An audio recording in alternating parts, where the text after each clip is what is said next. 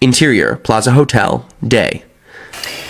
One October day, 1917, I was walking along from one place to another, half on the sidewalks and half on the lawns. The largest of the banners and the largest of the lawns belonged to Daisy Faye's house. She was just 18, 2 years older than me, and by far the most popular of all the young girls in Louisville. She dressed in white, and she had a little white roadster. And all day long, the telephone rang in her house, and excited young officers from Camp Taylor demanded the privilege of monopolizing her that night. When I came opposite her house that morning, her white roadster was beside the curb, and she was sitting in it with a lieutenant I'd never seen before. They were so engrossed in each other that she didn't see me until I was 5 feet away. "Hello, Jordan," she called unexpectedly. "Please come here." I was flattered that she wanted to speak to me because of all the older girls I admired her the most. The officer looked at Daisy while she was speaking, in a way that every young girl wants to be looked at sometime. And because it seemed romantic to me, I've remembered the incident ever since. His name was J. Gatsby. And I didn't lay eyes on him again for over 4 years. Even after I'd met him on Long Island, I didn't realize it was the same man. Wild rumors were circulating about her, how her mother had found her packing her bag one winter night to go to New York and say goodbye to a soldier who was going overseas. She was effectually prevented, but she wasn't on speaking terms with her family for several weeks. After that, she didn't play around with soldiers anymore. She had a debut after the armistice, and in February she was presumably engaged to a man from New Orleans. In June, she married Tom Buchanan of Chicago, with more pomp and circumstance than Louisville had ever knew before. The day before the wedding, he gave her a string of pearls valued at $350,000. I was bridesmaid, and I came into her room half an hour before the bridal dinner, and I found her lying on her bed, as lovely as the June night in her flowered dress, and as drunk as a monkey. She had a bottle of Sauterne in one hand and a letter in the other. She reached with her into the wastepaper basket she had with her on the bed, and she pulled out a string of pearls. "Take him downstairs and give him back to whoever they belong to. Tell them all Daisy's changed her mind. Say Daisy's changed her mind." She began to cry. She cried and cried. I rushed out, and I found her mother's maid, and we locked the door, and we got her into a cold bath. She wouldn't let go of the letter. She took it into the tub with her, and she squeezed it up into a wet ball.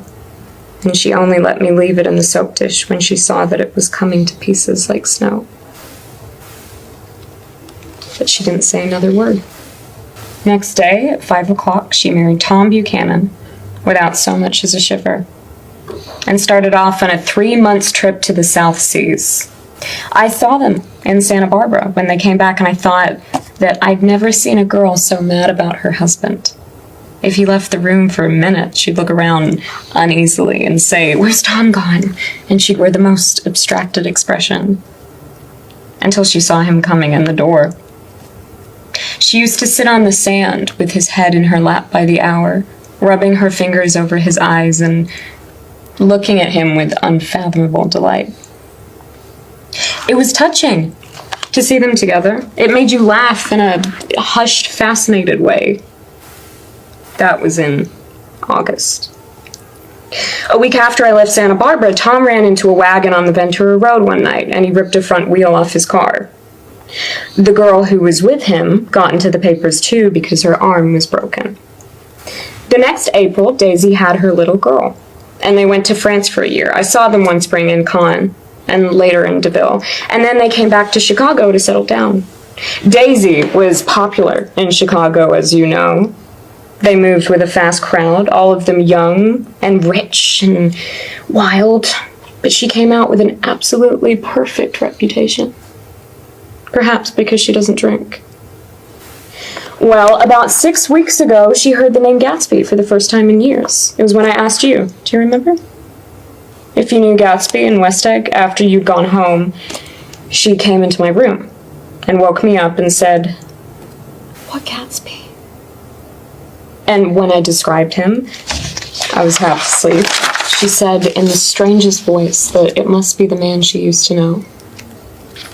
It wasn't until then that I connected this Gatsby with the officer in her white car. It was a strange coincidence. But it wasn't a coincidence at all. Well, why not? Gatsby bought that house so that Daisy would be just across the bay. He wants to know if you'll invite Daisy to your house some afternoon and then let him come over. The modesty of that demand leaves me shaken.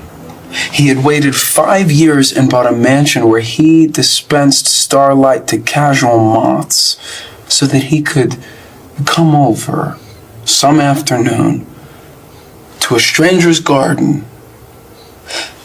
Did I have to know all this before he could ask such a little thing? He's afraid.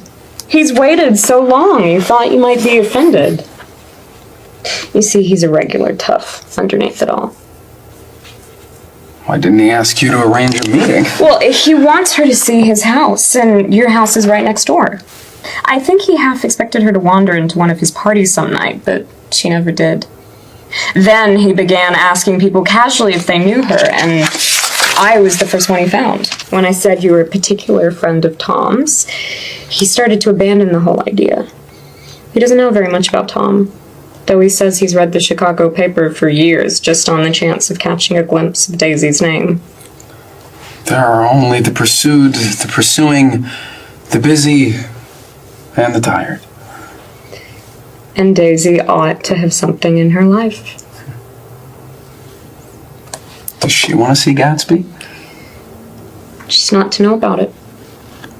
Gatsby doesn't want her to know. You're just supposed to invite her to tea. They pass through a patch of dark trees into a pale light. I'm stiff.